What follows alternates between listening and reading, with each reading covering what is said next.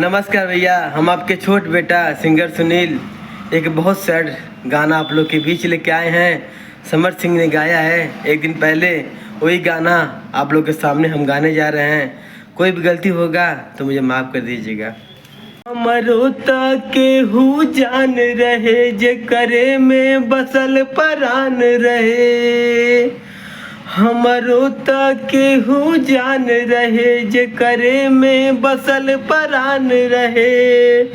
टूट गइल दिलवा इतना सतावल गइल बा।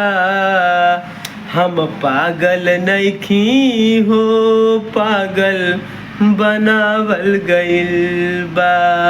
हम पागल नइखी हो, पागल बनावल गइल बा।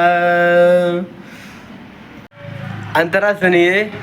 ऐसे न दुख अपन रो रो के कहिले, दुनिया उजाड़ गइल बसले से पहिले। ऐसे न दुख अपन रो रो के कहिले, दुनिया उजाड़ गइल बसले से पहिले। हमके सपना अधूरा हो,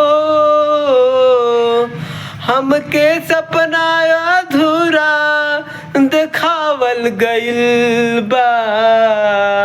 हम पागल नइखी हो, पागल बनावल गइल बा।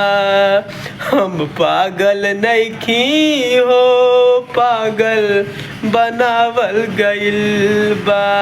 एक लाइक कमेंट कर दीजिएगा।